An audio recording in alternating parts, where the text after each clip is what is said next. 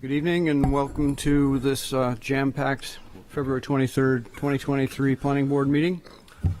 I will note for the record I'm going to ask Mr. Simonis to sit for Ms. Begala, who's not here this evening. Our records require 5 members for a quorum. We have, I believe, 7, 6, 1, 2, 3, 4. I guess we have 8, so we're good. We have a continued public hearing on the accessory dwelling unit proposal for zoning amendments. It is the only thing on our agenda this evening. What I'd like to do is have a presentation by Mr. Cracknell going through the changes that have been made since last week. Then we'll have some board questions. The public comment will come after that.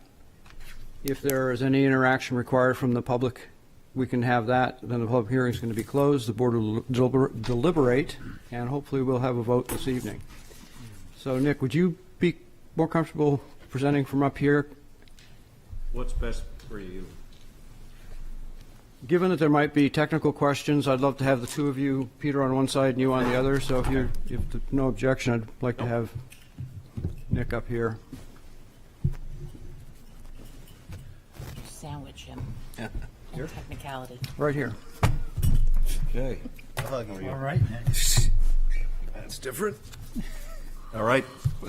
Nick Cracknell, Principal Planner in the Planning Department. Thanks for bringing me up on the dais. Again, as a recap, since this is the only thing on the agenda, I'm going to spend just a couple of minutes recapping where we are and then talk about the revisions. I think most of you are aware this has been in front of the Land Use Committee, which includes, I think, 2 members of the Planning Board, Corey and Rick, the chairman. I think we've spent at least 5 or 6 meetings over several months developing the amendments to the ordinance, which was originally adopted in 2017. So this has been on the books for the better part of 6 years. I think in terms of background on the metrics, we've had 37 applications over the last 6 years. 13 of the units have been constructed. There's some under construction, some that have chosen not to proceed. Probably some of them are in a withdrawal status that they didn't finish the process. And one of the tasks of the Housing Navigator is to do some background research on why some of these applicants that have received approvals have chosen not to proceed. And probably cost is part of the issue when they go out to see what it's going to cost financially to put the unit together. But out of the 13 units, they've been in 5 different zoning districts, from as big as 1 acre down to the 3,500 GRC. Most of them have been in the SRB, which has 1/3 of an acre per dwelling unit. So that's about 7 out of the 13 that have been built are in that district. 2 of them have been ADUs that are internal. 4 have been with an addition, and 1 has been a hybrid of both an addition and internal. So those are all ADUs, not detached. The detached, we've only had 1 new detached ADU built. There's been many in front of the board, and some of them are maybe under construction. But only 1 of the 13 is a new structure that's detached, and 5 have been the so-called garden cottages that are also detached, but they were existing structures. Just to give you a sense of what's gone on in the last 6 years. The average unit size is just under 600 square feet for the attached and detached. We've had 5 of the applications that have been approved. I'm not sure how many of them have been built, but there have been 5 applications that have come before the planning board that have exceeded the 750 square feet, from Belle Isle being the biggest at 1,300 square feet. There's one on Central Street that was 900 and 890 on Jones Ave, 760, which is just over the 750 for Fields Road, and then one just over 1,000. So those folks needed to come in and use the waiver provision that isn't well written and isn't particularly clear to either the board or the applicant, from my experience looking at it over 6 years, as to what can be waived and under what part of the ordinance. So that's The average unit size over the 6 years is about 650 square feet, again, with a lot of those being attached. So with that in mind, what I'd just like to summarize, because I think this is really important to repeat the policy objectives of what at least the Land Use Committee and ultimately the City Council giving this task to the Land Use Committee. There were 3 broad policy objectives, which you're all well aware of, but I'm just going to repeat them. One is to reduce barriers for people, applicants and homeowners to be able to pursue this kind of permit for an accessory dwelling unit. The second was to strengthen the ordinance so we would generate outcomes that fit in better to the surrounding context as well as the property. And that speaks to the subordination requirements and the design review requirements that we've been working on. Make sure when the project is approved and built, it actually fits into the surrounding character. So that's a second general broad policy objective. And then the third is to make best efforts to make this easier to understand, knowing that all 3 of these things are really hard to do well. It's a complicated ordinance, and it's complicated because we're, number one, I think one of our primary objectives out of those 3 is to make sure things fit in. And if they're going to fit in, we have to be very careful about those subordination standards and the design guidelines that are in the ordinance, so we have more predictability for the people that live, more predictability for the applicants and their design team, and more predictability for the people that live next to these proposed ADUs. So there are less surprises when you're going through this process and putting the unit on the ground. So that means more complexity, more words, more language. Doesn't always result in a simpler ordinance in terms of legibility or ease of use. So let me just say with the barrier reduction goal, which is the first one, the biggest change, I think, is removing the lot size requirements for a new detached ADU. Right now, you have to have twice the minimum lot area of a single-family structure in any of the zoning districts where it's allowed. So if you're in a 1-acre district like the SRB, you've got to have 2 acres today to do a detached new ADU. And this will remove that impediment. It's going to remove the need to get dimensional relief through the Board of Adjustment to take what would be a conforming lot in all other ways, except it's not twice as big as the zoning district requires. So I think that's probably at the top of the list for a barrier reduction. The second is we're trying to introduce this administrative approval process for what one would consider a minor project, and make it easier than going through the conditional use permit process to do a so-called minor project. The third is, we've gone to GLA, the gross living area, from the gross floor area, and we've removed the 1,000 square feet, and we've removed the waiver provision from being available at the planning board to allow a larger unit than 750. We went to GLA for living area, which is the interior of the unit, versus GFA being the outside of the unit, including the thickness of the walls. So if we keep it at 750, we've actually expanded the maximum size of a ADU to about 825, 830 feet. So there's a slight increase. Whether that's a reduction in barrier, I think it would be to some properties that are larger and have the ability to put a slightly larger unit there. We've clarified, we hope, the subordination requirements, and we've made them more sensible. We've made them more calibrated to fitting in with the scale, mass, volume, and height of the principal structure and the surrounding context. Hopefully, we've clarified the architectural design requirements so there's more clarity to the applicant, their design team, and this board in administering this ordinance to get people to yes quicker with less money spent dancing around what are now relatively vague design standards. We've clarified the waiver requirements. I think that may not feel like a barrier reduction, but if you've got this waiver provision in here, that you may or may not exercise as a board member, it creates uncertainty to the owner and their design team as to whether that's going to be granted, which can result in inconsistency in many people's eyes as to how it's applied. So I think there's clarity in just taking off the table as we have the larger units than the 750 square feet of gross living area. And then lastly, well, this actually came up subsequent. This is the only thing that's come up to my information subsequent of this going out to you 2 days ago.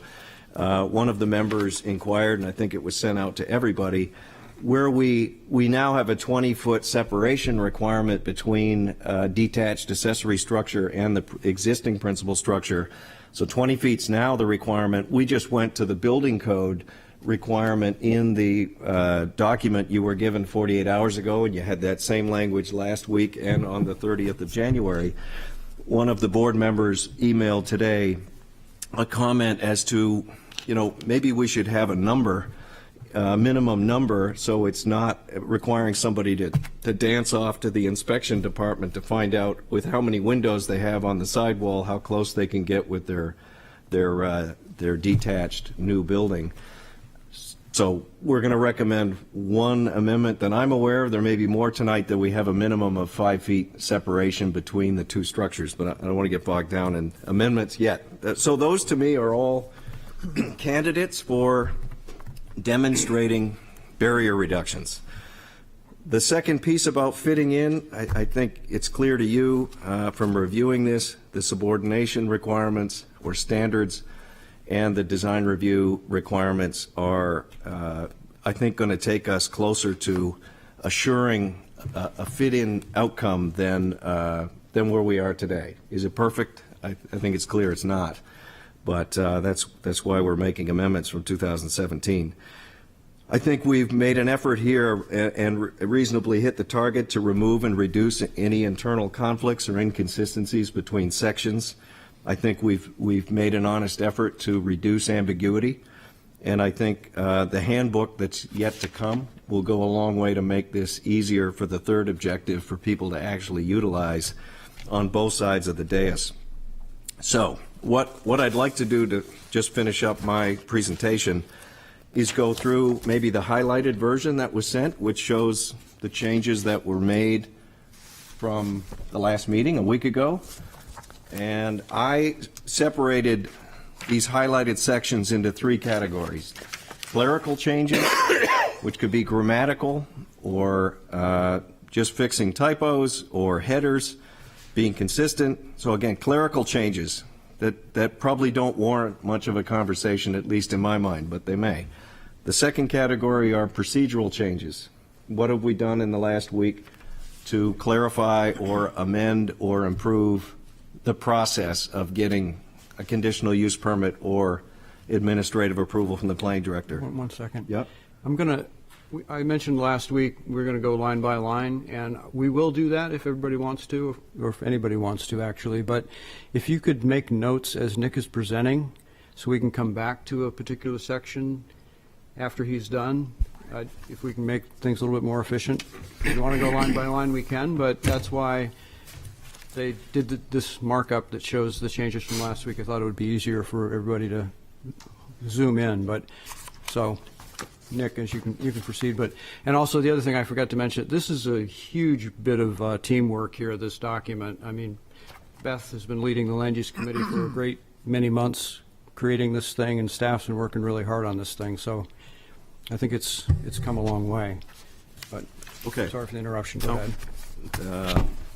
That's good. So the third and final category for the highlighted changes, so we have clerical, procedural, and then I used the term substantive change, a material change, something that actually is a significant topic of maybe discussion.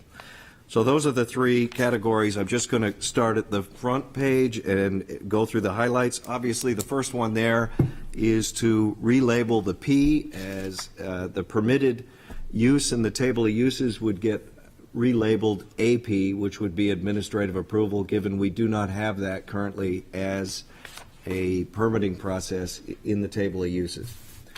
So that's the idea of the administrative approval, not a substantive or procedural change, just being clear on what is required to gain approval for that particular kind of ADU. So then you'll see on the next page in the table, we've simply changed the P to AP for the internal ADUs that are within a building. So those, no changes in anything except the Ps became AP. If we go to the next page, this is what I would call a substantive change. So you're going to want to remember this one, and it'll likely be discussed at the end of the presentation here. What's different about that top line, which is the existing structures, accessory structures that are on a property? Last week and 2 weeks prior, the version of this ordinance had those also as what we would call an AP. They were administratively approved by the planning director, and what's suggested here is that they revert to the conditional use permit. So if somebody has an existing accessory structure in their backyard and wants to convert it, not add to it, and it complies to all dimensional requirements, they would still need a conditional use permit to do so. So again, I don't want to debate it here. We'll come back to it, but that's the first of probably one or two substantive changes from last week. The next one, the next number of highlights that are on that page that go into the existing accessory dwelling unit that doesn't meet the dimensional controls, that already needs a conditional use permit.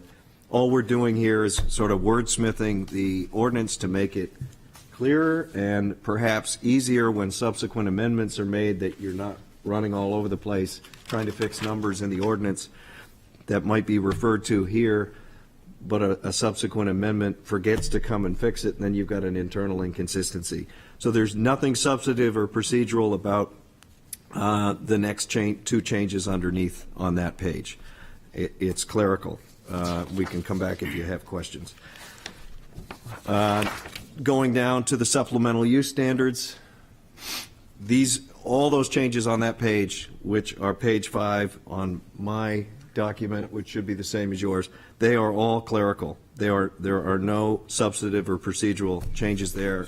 Page 4. Well, there was nothing on page 4, right? I had no highlights on page 4. Correct. I'm just trying to go quickly through the highlights and then, Okay, yeah. sorry. No? Yep. And again, these edits come from comments from board members and even members of the public. So, and I think you know who you are. But I've written them down if anybody has any questions as to who's been contributing here to get us hopefully over the finish line. Everything on page 6, in my mind, is clerical. Nothing, again, substantive. This is just cleaning the language up, being more consistent, hopefully more clear. So then we go to page 7, same thing. There are 4 highlighted items. They're all clerical. And we can come back and talk about, so they haven't changed from last week. There were some changes before, but these are highlights from last Thursday. Page 8, again, clerical. All 3 or 4 of those highlighted items. We can come back to them. Same on page 9. You go to page 10, same thing.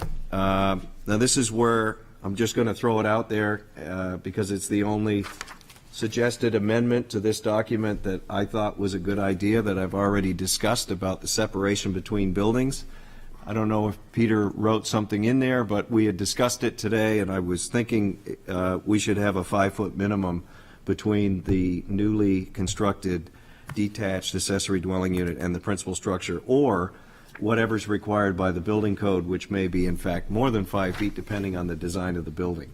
But at least give people a clear understanding they can get as close to 5 feet. Currently it's 20, which makes it a little bit harder to put one of these on a narrow lot. So this is a barrier reduction. Maybe not huge, but it is. Mr. Chair, can I ask a question now? Can I just finish and we come back to that? And is that okay? Sorry, Yeah, I'm not no. the chair, but. You sent out the rules earlier and I forgot. Yeah, I'd Let ask, him go I'd ask, through and let him, come back. make a note. Yeah. I just made a note too. Go ahead. Okay. Go ahead. Sorry. Sorry, Jim. Okay, so on page 11, you see again administrative approval AP, that's clerical. I would, now we're into the administrative approval process, and there were questions raised by both the public, some public speakers at the last meeting and board members, just how it works with an administrative approval and how the notice works. And we had already amended that in the previous version, the applicant was charged with notifying via certified mail the abutters within 100 feet.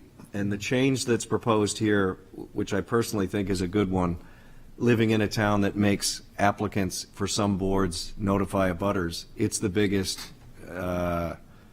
pain in the behind you can ask somebody as a homeowner to do, generate an abutters list and then go out and do certified mail and get the return receipts and then prove you've mailed it out. We do this for every application today in the city hall, in the planning department. So I think it's reducing a barrier to a homeowner by having us do it. They'll still pay for the postage, but we will prepare the abutters list and mail out the notices to take that burden off the owner. And I don't think it's going to be overburdening us, given we do it as a regular course of action. So that's a procedural change from last week. The last item on that page is clerical wordsmithing, and I'm almost done. Page 12.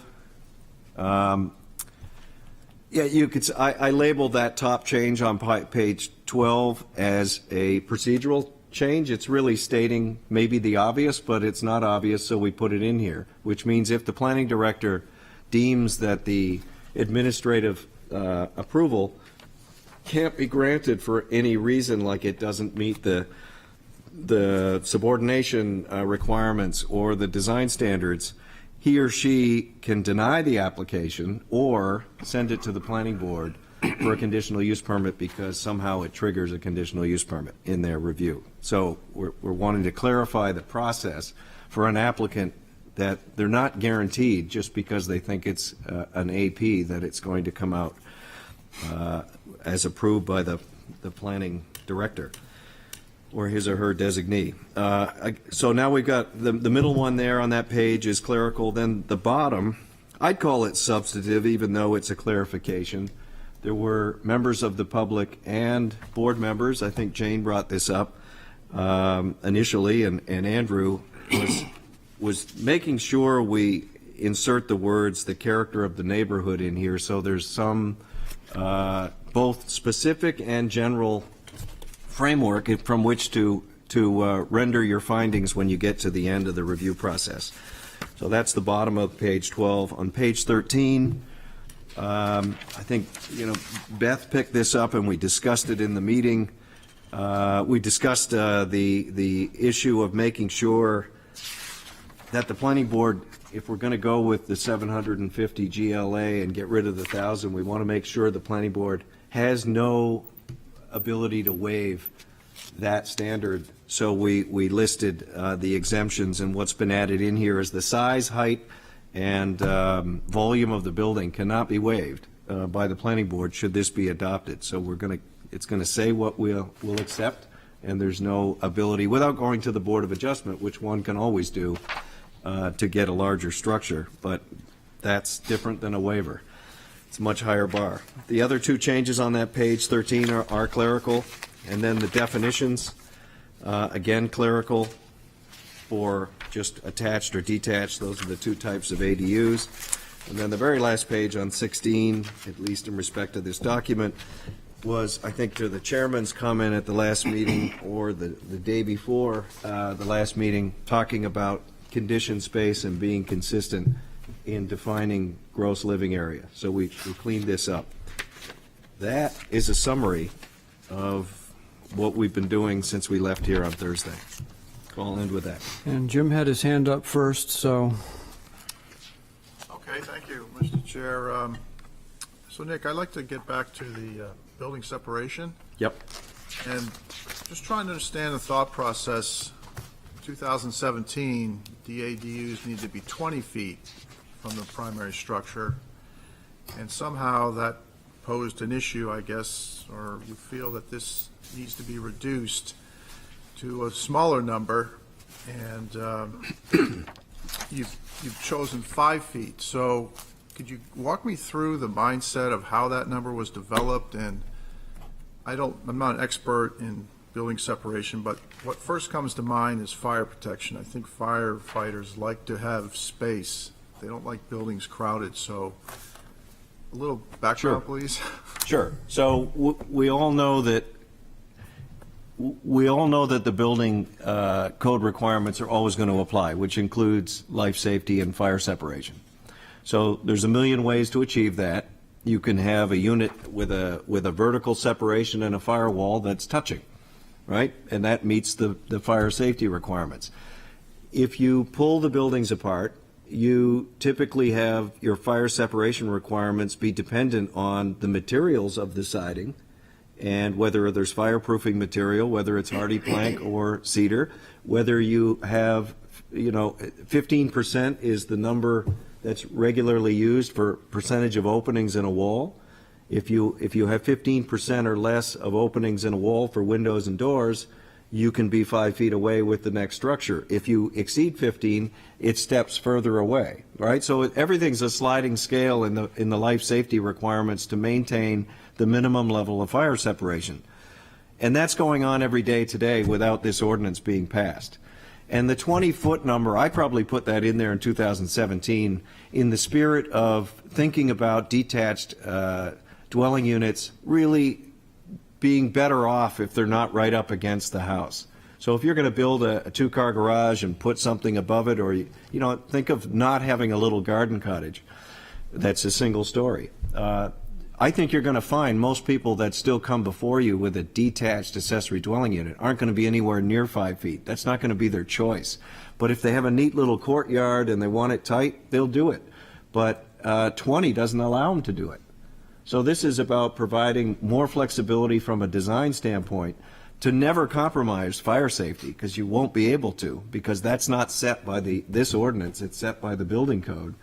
This is allowing an architect or a design team and a homeowner to have more flexibility as to where they want to place the structure and meet all the subordination requirements, meet the design requirements, meet the compatibility pieces, and prove to you it's in the right spot. But 20 is, I think, restrictive and excessive to have that when it far exceeds the fire separation requirements for just any building. Nothing's going to force you to be 20 feet away, even if you have a sheer glass wall with all glass on the side of a building. They're not going to, the life safety code isn't going to force you 20 feet away. 10 is probably the maximum. So for clarification, what it would say if the amendment was agreed to would be 5 feet or whatever the building code required, whichever is greater. That's Yes. what it would say. Correct. So, yes. The whole reason that we actually used the building code instead of putting a minimum was so that the building code could then dictate, and if the building code changed, we wouldn't have to change this. So that was the reason for not putting in a minimum, because we did have a pretty lengthy discussion about that at land use, and it was the decision of the group that it seemed better to just let it follow the code. If you're building something new and you're putting it a certain distance, you're going to have to make sure it's at building code anyways. So defaulting to that seemed to be the best answer. So that's why it was done. And I would hazard to guess the closest you could ever get is likely 5 feet, no matter what you do with the two buildings. But it's possible it's 3 feet, but it's not less. Again, if they're touching and you have a firewall, it's not detached anymore, right? So you're not even subject to this provision. So as soon as you pull that building off of the principal structure, I don't believe the building code is ever going to allow you to get closer than 3 with no windows, which we certainly shouldn't encourage, because it's not a good look for the most part. 5 feet is the minimum when you have openings. So I think it's good to have that in as a floor and give people some guidance.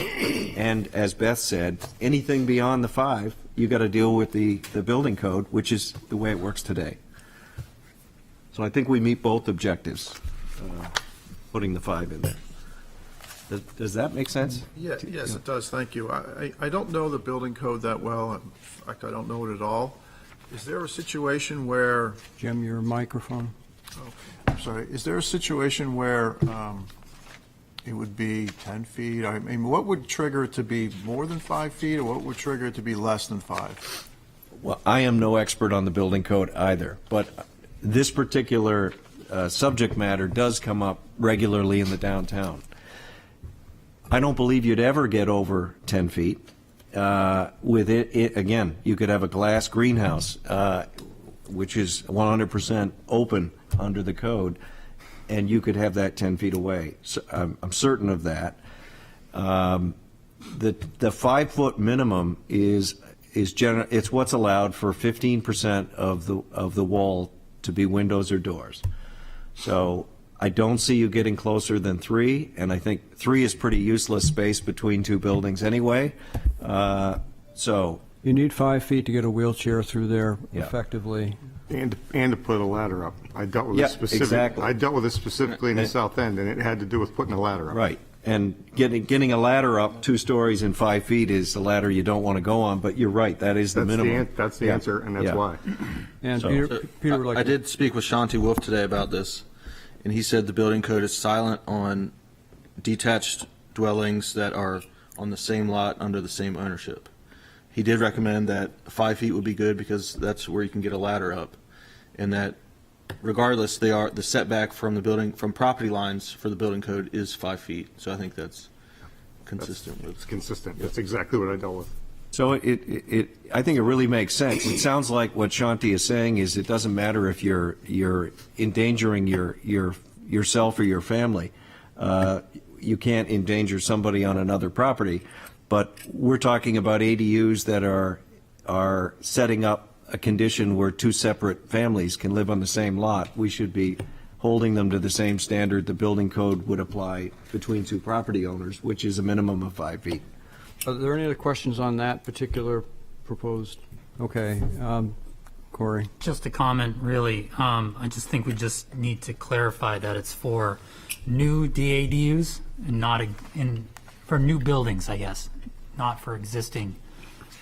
So if you're putting a DADU in an existing structure that's 3 feet away or something like that, I think we just need to clarify that, that's all. Yeah, I'm not sure that isn't the section we're in, but yeah, let's make sure that's clear. Yeah, because once again, the fire code, if they're renovating a garage to turn it in, the fire code's going to tell them they got to put a firewall in or whatever it may be. Nick? Just on that level, we also had a long discussion, and it's in here as well, but I can't remember exactly where, but Nick might. If they're building new and it's going to be taller than the primary, we actually are requiring them to be farther set back. So if it's going to be taller than the primary, there was like a percentage, I believe we put in that it was going to be farther away so that there is more separation in that specific instance Yeah. as well. The separation requirement is at least the height of the existing building. There you go. I knew it was something to put in. So. Other questions?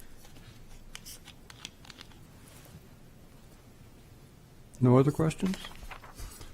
I'm sorry, Yes. I want to make sure I heard that correct, about a new building on a lot, the separation needs to be as horizontally as the height of the building? No, that if the DADU is taller, so imagine a ranch. Yeah, And the ranch is 12 feet tall to the midpoint of a shallow 312 pitch roof, shallow roof, built in 1950. If you want to build a 2-car garage and put your ADU over top of it, so now you have a 2-story structure and you're taller than the principal. Normally, that's not allowed. But in the case of a single-story structure only a single story, like a ranch, or perhaps, a bungalow is going to be a story and a half, but a single-story structure, you can put a 2-story structure, but it has to be separate from the principal structure, at least the height of the single-story structure. Okay. So All right. it would bump to 12 in that case. all right, thank you. Are we absolutely sure? I know that's the case with property line setbacks. Is it also from the principal building? I think so. Should I'm going to look it up, Yeah, it's what we had talked about. but if it isn't, that We can add it can in. change it. I'll find it. Will you find it before I do? It's definitely that from the property lines. Right. That I'm clear on. Okay. Do you have it? It's the front wall. It's 2 down. from Page there. 9? The front wall of the 433. detached ADU that is not created within an existing accessory building shall be set back at least 10 feet further from the front lot line than the existing front wall of the principal dwelling unit. Yeah, there's another And section. two sections down, it says, when the building containing the Yeah. detached dwelling is taller than the principal, its required setback from all property lines shall be increased by the difference in building height between the detached accessory dwelling unit and the principal building. So it's Yeah. just, Yeah, so that, That's the property line. yeah. right. You just have to read two It's sections. not. So it is not separation from the principal building, it's only the property line. Property line. Yeah, so this two-story structure that I just described would have to meet the 5-foot separation as amended, or whatever the building code says. Thanks for that. Yeah. I don't think anyone's building more ranches. No. They might want to build beside them. Yeah, the example I was going to mention was on Elwyn Ave heading towards the Rye Circle. There might be a handful of properties that would be in that category. Okay, what's the pleasure of folks? Did everybody read things? We're good? We don't have to go line by line? Did anybody make notes? Page by page. You want to go page by page? Or is everybody good? Yeah. Don't have any other questions, and we just need to go through the public hearing? I just have a question. I have one question. Yes. Nick, on page 11 about the butters notice requirement Yep. for administrative approvals, is that currently a requirement for other boards for administrative approvals? No. You don't have it. We don't have any other board that does, good question. And the reason is the HDC does administrative approvals. Right. So we do have administrative approvals, but not this type. So it's an excellent question, because people that go to the HDC or watch it are familiar for years now of hearing, oh, that's an admin approval. At the HDC, the admin approval is for very small projects, as outlined in the ordinance, and it does not require any notice to abutters. It's generally for field changes to previously approved projects, or something deemed generally by me incoming as very minor. And I'll tell you, out of the maybe 400 we've done, twice the HDC has said, Nick, you're wrong, we think it's not a minor project, bring it back as a hearing. So most of the time it works, but it's a judgment call by me and as the code official.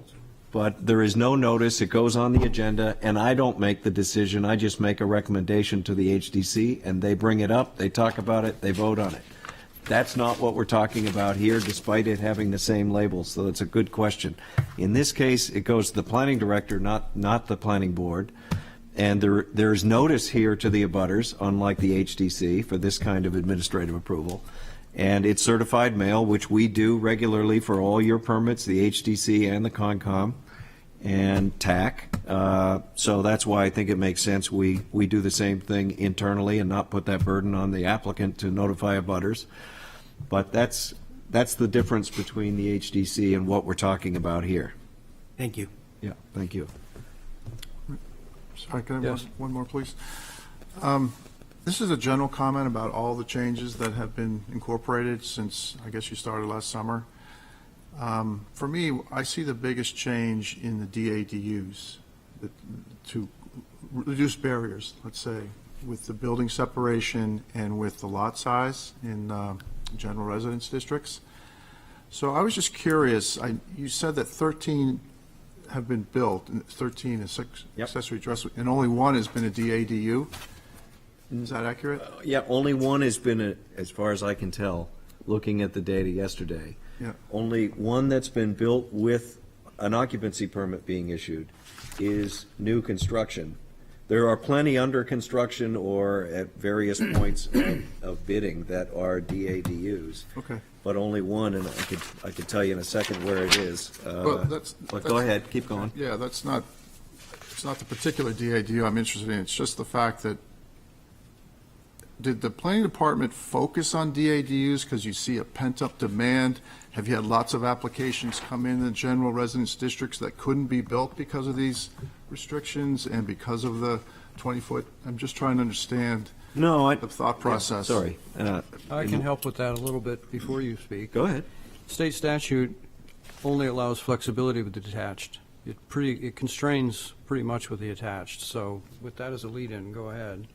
Yeah, so that's a really good question, Jim, because people can wonder, is there pent-up demand for these changes for a detached ADU? I don't know that we know that answer. People don't come running in and say, boy, if you just change the zoning, I would apply. Right, that's what I'm trying to get at. Right? So, but it's also common sense that if you require somebody on an acre of land with a house to have 2 acres of land to apply for an ADU, that a lot of people in Portsmouth that have conforming lots, they have their acre, they have their third of an acre, they have their 7,500 or their 5,000 or their 3,500 for the district they're in. They can't come in and actually ask for this permit unless they have twice as much Right. as it required. So it's highly unlikely we're going to hear a lot of people coming in saying, geez, the code's pretty clear what the requirement is, so they don't need to ask if they're reading it right generally. But it's common sense that if you ask people to have twice as much of what they already have that conforms, you're likely going to see some increased activity if you remove that barrier. So we don't know how much more traffic we're going to get, but it'll probably be something. And more than that, it makes sense to grant it, because it doesn't make sense to a lot of us to require somebody on a third of an acre with one single family to not be able to do an accessory dwelling unit that meets all dimensional controls, is tiny, has occupancy requirements, has ownership requirements, annual certification, affidavits. It's not a freestanding single-family house. It's got all this stuff attached to it, and it's small. So that was the spirit, and we honestly don't know till we get there. Greg? This kind of segues from what he said and how you just answered this handbook, the user guide with pictures, let's call it. Can we have input to that from a common sense standpoint? Because this was a certain type of document that required a lot of detail and a lot of dovetailing into a lot of other things, and a lot of detail that the planning department clearly has more access and more knowledge than the general public. But as a representative of the general public, I think we could probably do an excellent job with the handbook. And I'd like to see the planning board more involved in the handbook than we were in this. And I'm not saying this was a bad thing, because it was detail oriented, but we're better geared. So I would totally agree with that myself. Okay. You guys are the administrators, other than the planning director, of what will be probably not many applications to the planning director, right? Yeah. Because we've potentially narrowed the field to internal ADUs, which presumably have little opportunity to offend others. All the other ADU or DADU types are coming here for conditional use permit. So I think it's kind of incumbent on the planning department to work with the planning board to make sure, we'll bring drafts of it here and get input before it's the final draft. So, because I think you do need to weigh in. People are going to be using that book to come before you. So we all need to know it well and understand it. That's going to be the first step. This Yeah, is the supporting exactly. detail, but that'll be the first step that actually accomplishes our goals Exactly. of making it easier and less Completely agree. troublesome. So, Let's add it to our work session details. okay, thank you. Yes, I really think we need to change back the 1.221 use table to administrative approvals for detached ADUs within an existing building when you're not changing anything on the outside. It was, you've now added a barrier to something that we had removed a barrier from, and I can tell you that the city council is probably going to change it back anyways. They really didn't think I had allowed enough permitted ones when I showed it to them first time before it came here. So Sorry, can you say what number that was again? it's under the use table 1.221.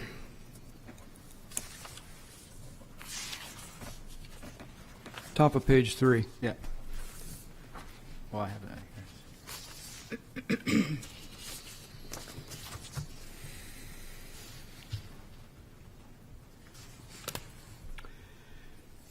Corey? Well, you guys are, oh, I'm Did sorry. you overhand? I have, Oh, I saw you doing that. Mind my own Oh, that's business. okay. Yeah. He's getting ready to hit Trouble you. up here. When I looked at this, and just while people are reading, I thought, since in the rural and SRA and SRB districts where two-family dwellings are not even permitted, I thought that made sense. And conversations recently, we talked about the fact that, yeah, I get it's an existing building, but you are adding a family. You're bringing human beings into a neighborhood. You're potentially changing the character quite a bit. That's the rationale. I It's think the exact same thing as an attached. I mean, if you have an attached ADU, you're bringing in the same amount of people and the same amount of everything. So I don't see how, I feel like it's apples to apples. We're talking about an existing structure where you're doing an attached ADU within the existing structure without changing it. Or you have an existing accessory building and it's going to be within there. And it's even going to be 150 square feet smaller than what's going to be attached. So I guess I see it as being almost less intense than the attached one that we're already allowing. Okay, well, I understand your point. It is different being detached, and there's statutory restrictions on the attached that we can't do anything about anyway, but I see the difference by having a family unit at the back of a property. It will be treated differently than inside the house. Conditional use permit isn't a big deal. It's not like suggesting it needs a variance or anything, so it's whatever the board wants to do. I have more just like observational comment on that. I guess if I see somebody that I know is not my neighbor walking into my neighbor's house on a routine basis because they live in the attached ADU or the one that's already inside the structure, I would be like, okay, that person is presumably safe. If I see somebody walking into a garage that is detached in the back of another property and I didn't know that it was an ADU, I'd be like, oh, that's kind of odd. And that may raise questions. In either case, you would actually know because you would have been noticed as Get a a butter. butter's, yeah, I guess an abutter's notice. I agree either way. I guess it's a neighborly observation more than anything.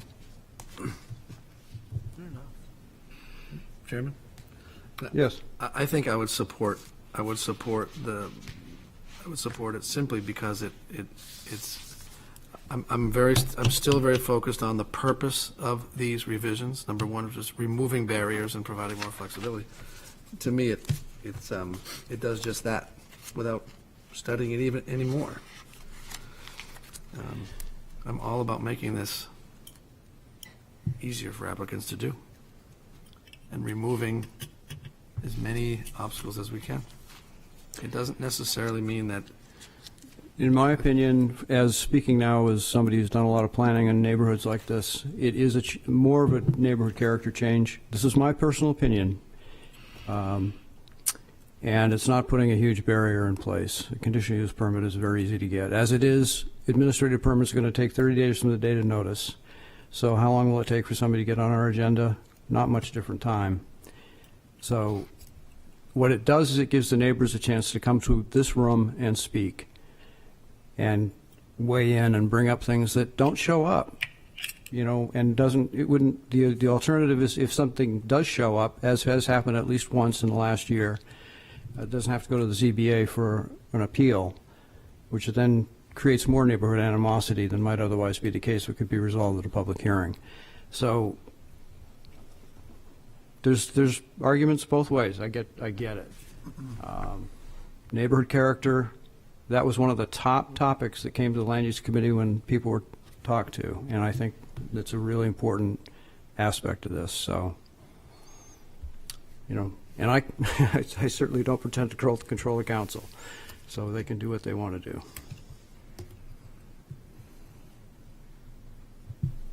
You want to come back to that topic? Do you guys want to make a decision on that point right now? You want to get through the public hearing? Why don't we? Anything else on this document before we go to the public? Well, will we have an opportunity to discuss it more after? Absolutely. Okay, very good. Absolutely. I think if any changes, you get things that we hear from. Yeah. Okay, I'm going to open the public hearing. I see we have two folks here. So I'm not going to turn on the 3-minute timer, but try to keep it in that range if you can. Under 10. Grab a seat there, I think. They all work.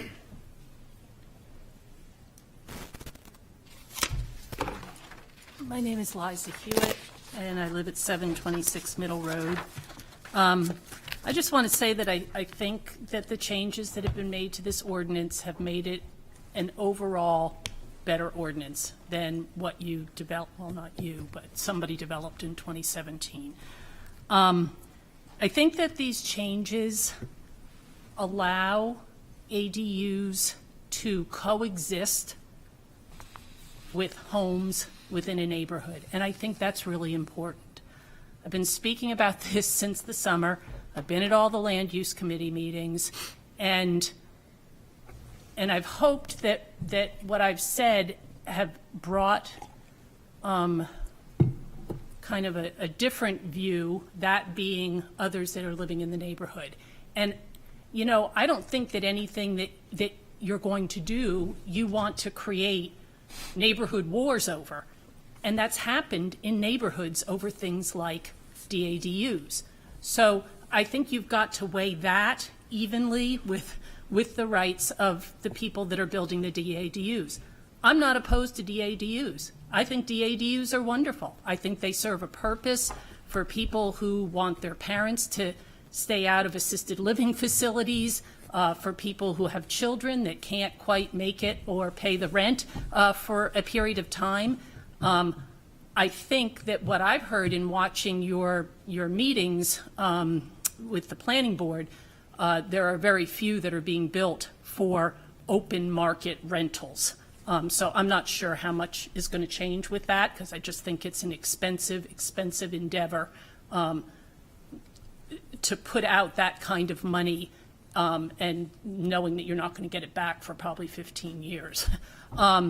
So I don't know that that's going to impact, but I do know that it's going to impact neighborhoods. And so that's my one issue that remains out of my pages that I started out with last summer. This is it, and that's the lot area. I think that the infill that you're going to do in neighborhoods is going to be a challenge for people living in those neighborhoods. I may be wrong, but I don't think I am. I think to go from saying that you need twice the lot space to saying that you need half the lot space is a huge reduction. It's interesting to me, I don't really think about it much where I live on Middle Road because we have big lots and you could do this basically without thinking twice. But when you start to look at neighborhoods closer to downtown, this isn't even on their radar because these are not being built because there's not enough lot size for them to do this. So I think when it starts to happen, and it will, that's why you're reducing it as much as you are, I think there are going to be people that are not going to be as happy about the way that their neighborhoods are being changed. People buy homes in Portsmouth for their neighborhoods, for their homes, for their lots, and you're potentially going to make some impact. Again, it's not going to impact me where I live because you can already build DADUs pretty easily because of the lot sizes. It's going to impact some of your especially downtown neighborhoods. So I'd just like you to think about it. I don't know whether you would consider maybe, the size of a lot and a half versus going from double to half. It's just a thought. And the other thing I guess I still have that I have a question about that came to me as you were discussing the lot area, are there still, and I'm not going to say this right, I'm sure, but are there still lot coverage regulations that impact the lot size that these are on? So there's something about 40% or something that sticks in my head. So maybe that's not right, but can you maybe explain so that I understand better, and maybe others will understand better, that I'm hoping that it doesn't mean that if you have a very small lot and you can put a DADU on it, that now you're going to have no area at all, just two buildings shoved on, with your 10-foot setbacks and you're 5 feet in between the buildings. Maybe that would help me better understand that. But you know, of all of the things that you've changed, that's the one thing that I still have a problem with, because I think it's going to impact neighborhoods. So that's it. Thank you. Thank you. You will get some answers in a minute.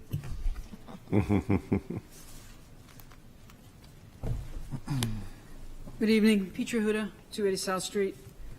I guess I would, I had the same questions. I'd just like to follow up on that. On your page of residential and mixed-use districts, if you look at the building coverage for the areas, and then you look at the lot and sides dwelling units, it was a real question in my mind how you can actually do that after you extended. So hopefully you'll have an answer to that question. The next thing, I guess I would also like to thank all of you who worked on this. I know there's been a lot of work done. We started at one side, and we've come down quite a bit, and I think all of the work that was done on this was excellent. I do have a couple requests and questions that remain, so I guess I'd like to see if these could be addressed. The first thing, this is just a wording, but I would ask that on page 1, where you have number 5, and you have foremost among abutters' concerns are parking, short-term rentals, neighborhood character, buffering, and separation. I would also like you to put somehow in there abutter notification there, and over on the other side where you put administrative approval, because I think people need to know that they are going to be notified, and their opportunity is there for them to say something. Next thing I do have a question on. So it was discussed about 1.21 and 1.22. So I understand on 1.21, you're looking for an administrative approval, and on 1.22, you're looking for a CUP. But then I would ask you to take a look at 10.81461, where it actually says review and approval process, when section 10.440 indicates that an attached and detached ADU is permitted by administrative approval. So I guess my question is, do we have a conflict in these two here? You're saying one thing, then you say another thing. So that would be my question on that. If you settle that later, I hope you would update it. I'm sorry, I'm going to go line by line because that's how I looked at this. On number 10.81412 and 13, I would ask that maybe possibly you could combine the wording on that and just have one. A lot of these are very wordy. 10.814131. So there are no, and this was something that was added, and this goes back to the lot stuff, and you're actually saying you're not putting any additional requirements on this. So when you look at the discussion of the lot size and the coverage here, I would ask you to put that in your mind also and include that.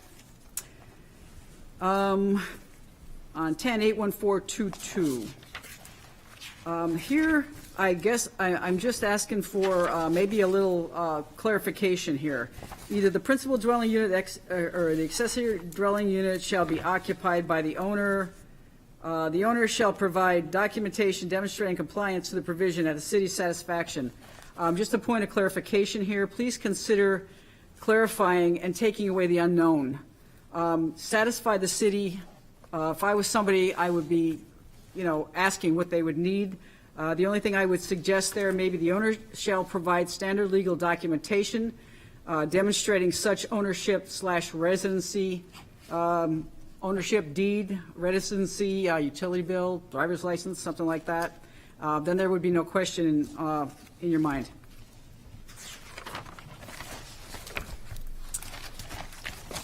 Next, 10-81432. This is the gross living space that we heard about earlier. So there's a little bit of confusion in my mind as to, we're saying 750. So how to measure the square feet without counting the areas in here of storage, shared entries, or other spaces that would not be counted. So if you're counting the 750 inside the wall, but in every dwelling, you need these spaces. So how would you actually measure that if you're not going to go above a footprint of 750? That would be a question that I would ask as a person that would be applying here. Plus, the other thing I guess I would like for you to keep in mind is, if you do not count these, there is a distinct possibility that these could be subsequently converted to living space. You know, if you have a big closet or you have a big storage area, you could do that too.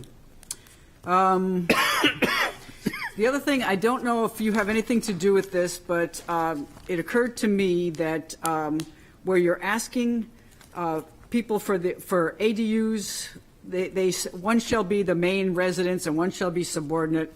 For ease of identification, should it be required or defined as an ADU or a DADU that they have a separate address, such as rear or A or B? That would make it a lot easier to get mail and probably to identify if the owner is living in which unit and what address that unit is. Also, I would think even if you had a family living in an accessory unit, they would want to get their own mail. Something to think about on that one.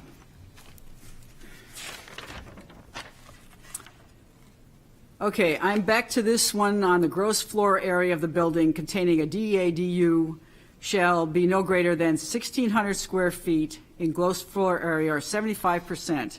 So if you could please clarify the 750 limit there, because if your bottom floor is, your footprint is 750 and you could go to 1,600, then that means your top floor would be bigger than your bottom floor, if I'm understanding it right, or I'm still confused about it. Number 10.814437 and 438. These are both new that were put in here. This is great. The DADU shall comply with drainage requirements, and the second one, the lighting requirements, as defined where? It's not in here, and what kind of reference would I use? It says of this ordinance. That's all it says. A comment that was made from Mr. Hewitt's comments here, the DADU shall comply with the minimum separation requirements. I agree with what Councilor Moreau said, but a number in there would be a lot more clear and simple for somebody looking to read this on their own. Number 10.81450. The first sentence, very wordy. My question would be, could you just put in there for any and all ADU and DADU units?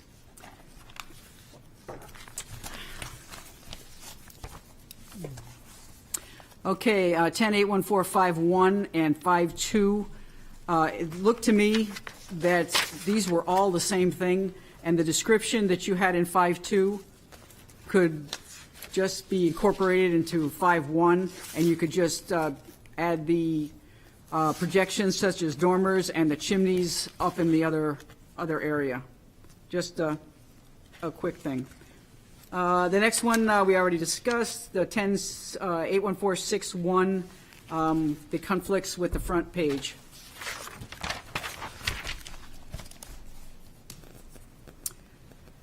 Okay, so this one, 10.81461, I would ask that you try to make the language in here more simple for the layperson to read. What you have is for a period of at least 30 days following the date of the application to the city, the applicant shall post a notice in the form of a sign that describes the ADU, and I'm sure you can read that. My question is, would you consider putting in there, at the date of any ADU application, a butter shall be notified of an impending project by both methods described below. A, the applicant shall post a clearly visible sign provided by the city on all abutting public ways for 30 days describing the proposed application. B, the city will mail the same project description to all owners within 100 foot of the applicant's property. Just a little bit less wordy. Okay, and then the next one, 10, 814612. This is notification of the abutter. So on this one, I am elated that you're actually going to notify all the abutters. My question is, when this goes to administrative approval, if I am an abutter that has a problem or a conflict or a legitimate concern about what's going on, the only thing it said in here was you could send your comments to the planning director. So from my perspective, I would say, so what happens? What do I do? Who looks at this? Do I even have the opportunity to go in front of the public and say, my neighbor wants to put this in, these are my problems, I have drainage problems, bam, bam, bam, bam, bam. Or is this just going to be looked at by the planning director? At what point in time will this go to a I guess, public hearing with due process, or something that the planning board would actually take into their process? The only suggestion I would have here is if an abutter does have a problem, leave it in the administrative approval and have a dual comment go to the planning director and the planning board. Option 2 would be to say if somebody does have an objection to something that was going to be put in here, that would automatically trigger a notice to the planning board. Just suggestions on that one. Number 81423 and 24, I would ask if those could be combined. You're basically saying the same thing about architectural design and landscaping and open space and all that fun stuff. And the last one, could we look at combining and saying the same thing in 81471? Lots of words in there, and you're kind of saying the same thing in 71, 72, and 73, just with different topics. Maybe you could put it together and make it a little bit more simple. Those are my comments. Thank you very much. Thank you. Peter and Nick, do you have any, while the public hearing's still open, you can provide responses if you can keep them relatively short? As short as that? Okay. That was good, Petra. There were a whole bunch. Yeah, there was a whole bunch. I'm going to go back to Liza first, and then do my best, Petra, to get through at least what I got as the high points of what you said, and then we'll fill in the blanks of what I missed. But I think, Liza, you raised a really good question that you've raised before as to understanding, at a minimum, what's going on here in respect to the lot area and the coverage and the open space requirements. So I'm glad you brought it up again, so we have maybe a better opportunity to hone in and give an answer that hopefully makes sense to you and people that are watching this. So first off, the lot area requirements may or may not be an impediment to the demand that's out there to put in these ADUs, as Jim had asked. But you still need to be a conforming lot to ask for one of these ADUs. And it's not unimportant to realize that most of urban Portsmouth which is most of these districts without the rural or the SRA, everything really from the SRB inward, for the most part, is wildly non-conforming, right? The best places in America don't meet any of the zoning requirements or meet very few. Most people that don't want to have cows want to live in the South End or horses. But the South End, it's very rare to find a lot that meets the dimensional controls. In fact, they usually meet none of them, and there's typically 10 from height, coverage, open space, setbacks, lot area, minimum lot area per dwelling unit, the depth of the lot, the frontage of the lot. So most of the best places in Portsmouth, for most of us, are way out of whack with our code requirements, even today, which means they can't come in and do an ADU because they don't even meet the existing code requirements. But if they happen to scrape into that pot of being able to be a third of an acre in the SRB, which means they've got a third of an acre with one house on it, where you'd have 5 in the South End on that same piece of land. And they're not all burning down or, at each other's throats for the most part. So you don't have an overcrowding situation with as many as 10 or 15 units per acre in an urban, traditional, historic neighborhood. So most lots that are in the city are 2 to 3 times higher density than the code requires. None of them can benefit from this amendment. They still need to go to the BOA. And none of them that do qualify can do anything to break any of those dimensional controls, which are largely more suburban than urban. The setbacks we require, even in the GRA, maybe even the B, which are pretty small lots, they still have open space and coverage requirements that are pretty low compared to the first 350 years of settlement in Portsmouth, these older neighborhoods. You can't put an ADU in any of those lots and violate any of the existing coverage, open space, setbacks, height, anything, without going to the BOA. So I don't think we're opening Pandora's box here to a whole raft of ADUs applications that are going to come in. A lot less people are going to qualify for this amendment than maybe is perceived, because most of those neighborhoods that you were articulating rightfully would be the most concerned about infill are already way over the line. Doesn't mean they aren't awesome places to live, but we set the line so high in the 50s, 60s, 70s, and 80s in our code that they can't add things without going to the BOA. So hopefully that assuages a little bit the concern as to, 1,000 lots are going to qualify tomorrow if this is adopted. I don't think that's the case. And the ones that will qualify are the ones that can support ADUs the best because they're larger lots that are compliant. So that's part of, I think, your question as well.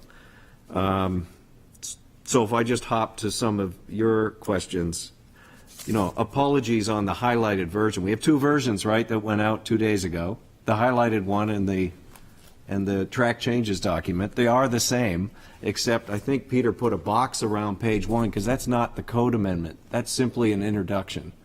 That's not being adopted. That first page is not part of what's going to go in the zoning ordinance. So apologies if that wasn't. So you had mentioned something about mention of butters or notice. It's kind of an introduction to what we're doing here rather than what will go in the code book, is what I'm saying. That's not intuitive when you pick it up. You're thinking, wow, that's all part of the adoption process, these barriers. And anyway, your point is well taken. Notice is important. It's been since the beginning at the Land Use Committee. We've obviously embedded it in the current version. So I think what you were suggesting, Petra, has been embedded in the ordinance that we're proposing to be adopted.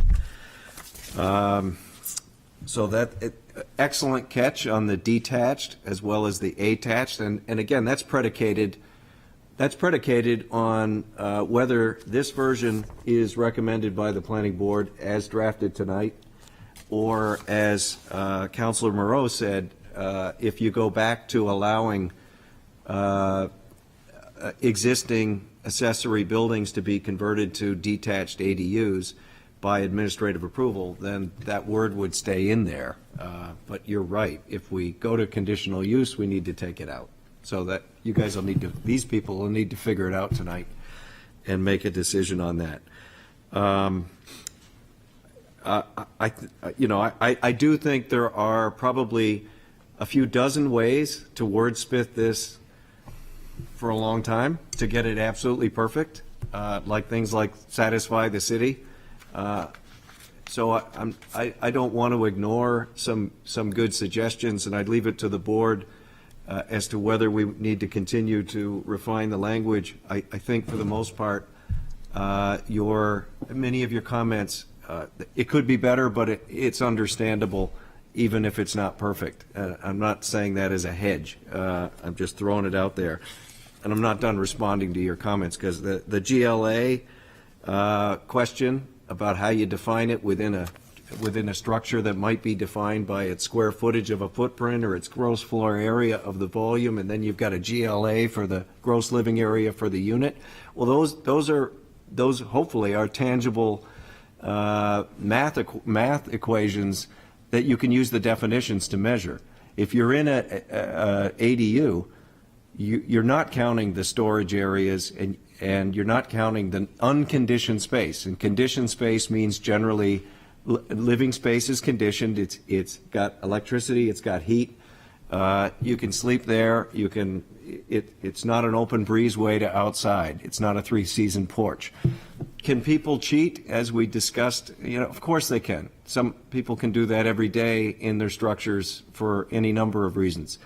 But they're not going to be coming in here, and it's got to pass the sniff test when it gets the permit, and there's always an enforcement component the city can take to make sure you're not exceeding, just like your ownership or your occupancy requirements in your annual certification.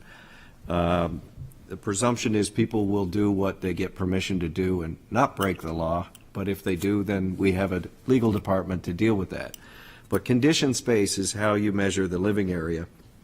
I'm not going to go through every last one here, but the ones I wrote down. You asked about maybe I've answered it, but the issue of the size of the structure, the 1,600 square feet. You didn't really ask where that came from, but maybe that was in your mind. Like, I think you were asking more about the 75% and the 1,600 and how that works, and then how you work a accessory dwelling unit inside that, and you're using GLA. So I might have already answered it, but the spirit of the 1,600 square foot number, for what it's worth, and I'm probably repeating myself from last Thursday, is essentially envisioning a two-car garage with a set of stairs to the right, with a door, a person door, a set of stairs that are 4 feet wide to take you to the upper floor above the garage, which does not count as GLA. Gross living area, you go up those stairs, it's usually conditioned space from the front door all the way up the stairs. You're on the second floor.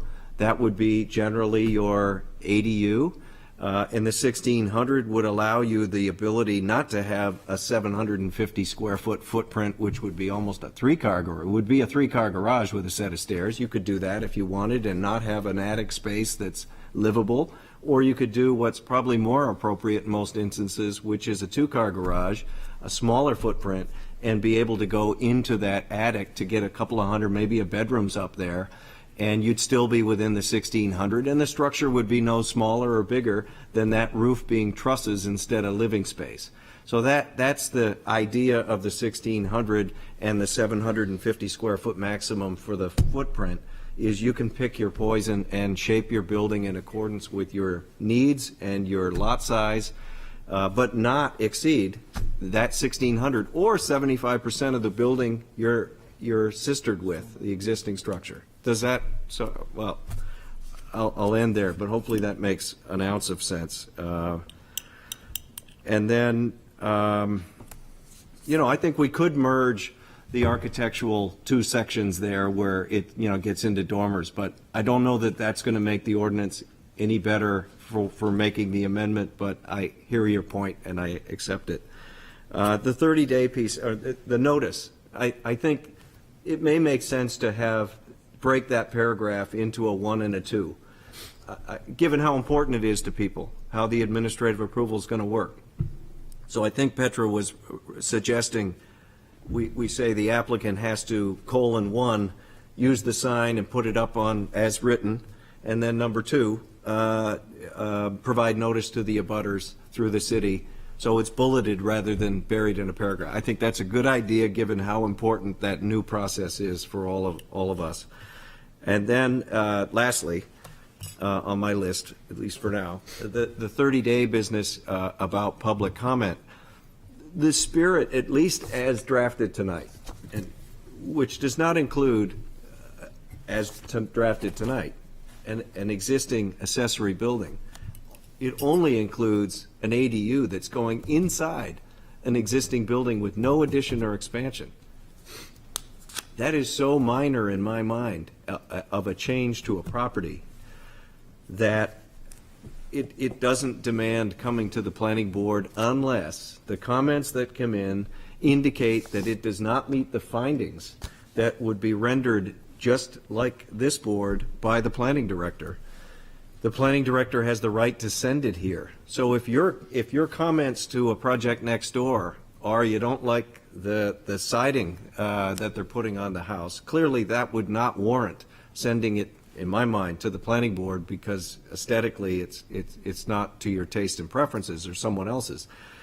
But if you've got a serious drainage issue, or there's a erosion issue, or something more substantial, the planning director would then use his or her best judgment to decide whether that should be moved to the planning board and make that judgment call. But remember, nobody's building anything in this draft. I need to clarify that. That's actually not the way it's worded. Go ahead then. If the planning director determines that drainage requirements of the ordinance, which are in the requirements, if they're met, the planning director would grant the permit. If there's a dispute with the applicant, they either resolve it between the two of them, or it gets appealed to the Board of okay. Adjustment. Yes. The planning director does not have the discretion to send an AP here. Only conditional use permits can come here. Results in the same implications to the applicant.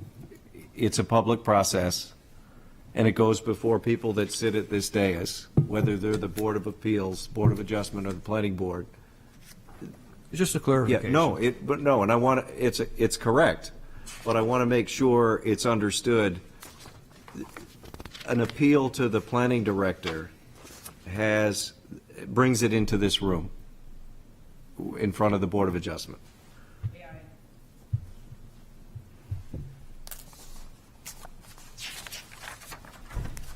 My question isn't about the applicant. My question is about, is the abutter. If the abutter, like we saw this summer, has an issue with drainage, how does that get resolved? Who makes the decision? Is Planning it, director. As I just said, it gets resolved at the planning director level under an AP. There is no administrative approval. There is no public hearing on that. No. Unless it's appealed. If the abutter continues to have a problem, it's exactly as Nick said, it would get appealed to the Board of Adjustment, appeal from an administrative decision. It's not a variance, it's an appeal from administrative decision, which means the ZBA would decide if the ordinance had been interpreted correctly. And last point on that, please remember, if this version's adopted, nobody's building anything. So whatever might have happened that I'm not familiar with this year or last, I'm pretty sure somebody was building something when that concern was raised. This administrative approval, as drafted tonight, does not allow an applicant to build anything. It has to go inside the existing structure. In other words, that So there's- drainage so there's- situation existed already. Yeah. The only way you'd have a drainage issue crop up, possibly, is if they decided to expand their driveway, to put in parking, which right now, everybody that qualifies for an ADU can pave half their lot and still has to, without coming through any public process, and they have to demonstrate they're meeting the same drainage requirements today. You could make a 4-car paved parking lot beside your house if you didn't violate the open space. You could do that without a building permit, and without a public process. So this is actually a higher bar because of the ADU bringing it into at least the planning department, where people paving driveways today don't even make it into the planning department. Okay, that's not on our agenda, so, Right. I mean, the main point here would be, drainage was just one example, but the thing with an internal ADU, if you want to call it that, you're still, as an abutter, you're still going to feel the effects of the additional parking, the additional density and noise and everything else. Doesn't matter where your house is located, you're still an abutter to that, and it's still going to have an effect on that. And if that abutter has a problem, I'm just looking for what recourse and at one point, who makes a judgment, and does this come into public? Yeah. That's where Be the Board of Adjustment if it's appealed. instead of the planning board. Yep. Okay, thank you. okay, thank you. There's nobody on Zoom. Any other last comments? I'm going to close the public hearing. It's board deliberation. I did make a note under 10.8.14.44, which would incorporate Corey's comment and the other comments about building separation. But I know Councilor Moreau has a proposed amendment to the chart. If that amendment is adopted, then the comment that came from the public doesn't need to be corrected. If it doesn't get adopted, we need to correct something that came up that was noted from the public. But anything else, so I've identified those 3 items. Is there anything else the board wishes to discuss before we talk about those 3 in particular? Take your time. I would do the 1-2 notice, but I'm not the board member. I'd mentioned that. Yeah, so that would be in You're feeling your section, oats. Yeah, give me a chair up here. that's in section 10.814.611, splitting that up into two different sections. Yeah. Yep. I guess I have one suggestion. It's not a big deal, but getting back to what Mr. Mahana said about making this future document very easy to read, when something references, say, drainage or lighting must meet this ordinance, it'd be nice to list the exact number of the ordinance. Told. Okay, Or here's is the that- reason it doesn't say that. Okay. When you incorporate this, I'm going to say, extensive numbering system that we have in our zoning ordinance, which is very extensive and, in my opinion, unnecessarily extensive, when you incorporate those by specific reference, you have to change it every single time you make a change, whether you make a change to that section of the ordinance or you make a change to the reference to that section of the ordinance. I see, yeah. It becomes a consultant's full retirement plan. Got it, okay. If you say this by saying the ordinance, you don't have to keep making changes. Now, it does require people to read the ordinance, Or but maybe just, we've got an entire staff that can say, we know where to look for that. Which also helps consultants. Yeah. or maybe, yeah, That's why.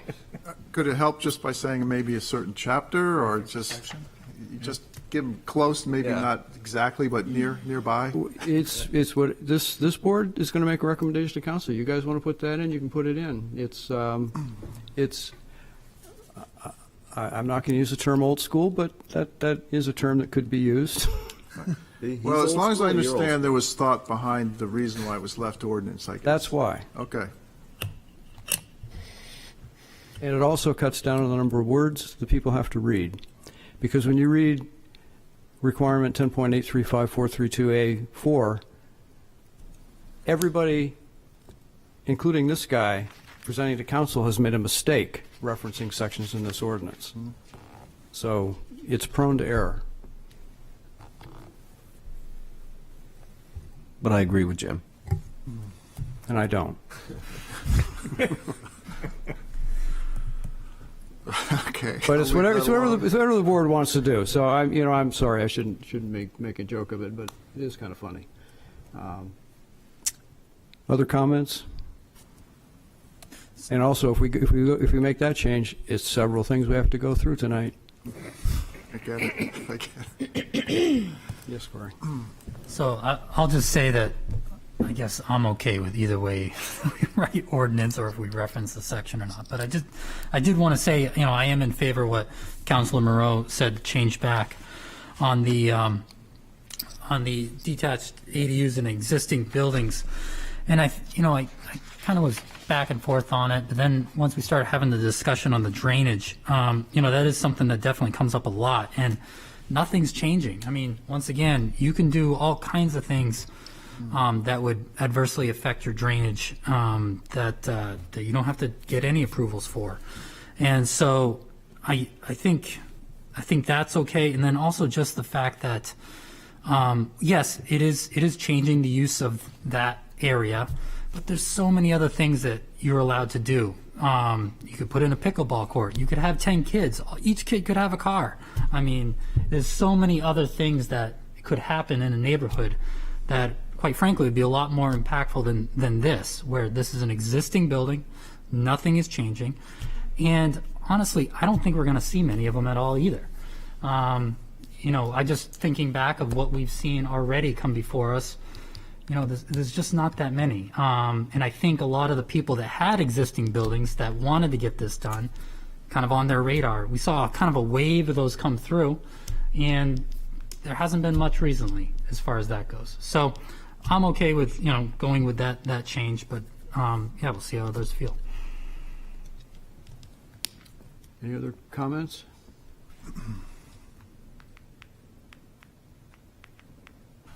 Yes, Jim. Well, I guess while we're on the same topic of Councilor Moreau's suggestion on the, I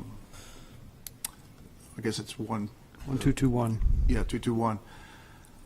For me, it's just in general, I think 2 occupied structures is a lot different than 1 occupied structure on a property. It's just the mindset. You used to have 1 structure with people in it. Now we have 2 structures with people in it. And to me, that's a big enough difference to warrant or changing the character of the neighborhood to warrant coming to the planning board.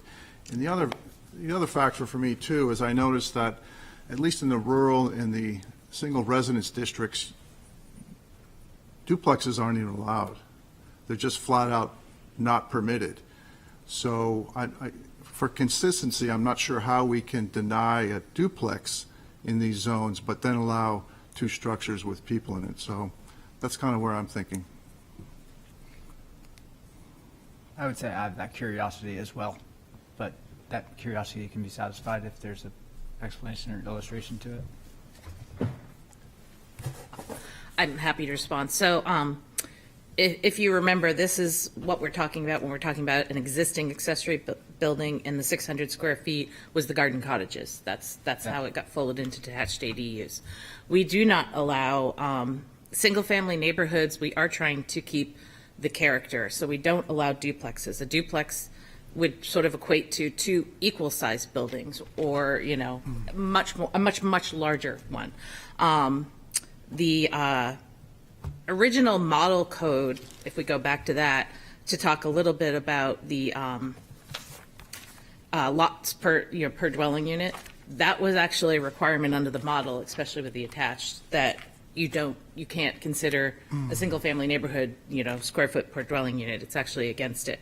So if you have an accessory building, it's already there, it's already doing something, whether it houses a car or it houses your lawn equipment, whatever the case may be. So it might not house people, but it's already doing that. So I look at this as it's not making a major change that wouldn't be the same change if it was inside the building.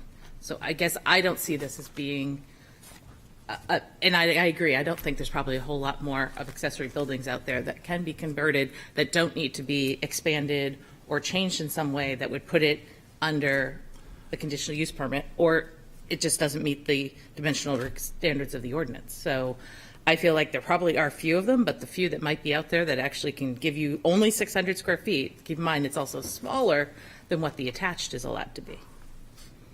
Does that help? I think there's something that might also help. If you look at the bottom of page 3 on the chart, under 1.30, 2-family dwellings aren't allowed in the rural SRA and SRB districts. Another GRA, GRB, GRC allows it. Right. If you changed 1221 so that the first 2 CUs became APs, then that would be more excuse me, the other way, leave those and make the rest of them APs, that would be more consistent with the rest of the ordinance. When I looked at it the first time, when I looked, those three districts, R, SRA, and SRB, you can't do a two-family dwelling, but you could do a accessory dwelling unit as an administrative permit. That didn't make sense to me. And then it evolved into this version, but there is a middle ground, and that could be a middle ground with those first two columns. Just the rural and SRA and SRB. Correct. I can live with that. I can't guarantee I can sell it to the city council, but I can live with that. And all the rest would become permanent. AP. Yeah. Can I just, The other 5 would be APs. And that would be consistent with right at the bottom. Because they're already allowed to have two-family dwellings. Right. So you can have more people there because, accessory buildings can have, they usually have stuff in them. They don't have people. That's the difference. Yes, Corey?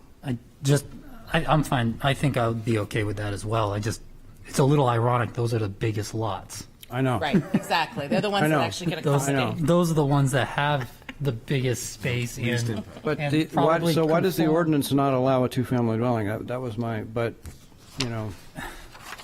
Well, yeah, why are the lot sizes so big? Yeah, So- exactly. 5 yeah. acres. That's another topic. Topic for later discussion. Exactly. Thank you for that explanation. Are we ready for a motion? So we go one at a time, or you're going to try to do a Try- roll? I'm going to do it all at once. Can I just clarify the changes that we've made? Yep, I'm going to go Okay, through them okay. in All the right, motion. go ahead. Does that help? I make a motion to recommend to the city council the zoning as it sits with the following changes. In 1.221, we will change the GRA, GRB, GRC to be administrative approvals, both of those two sections, and also MRO CD4L1, CD4L2, and MRB would also have administrative approvals.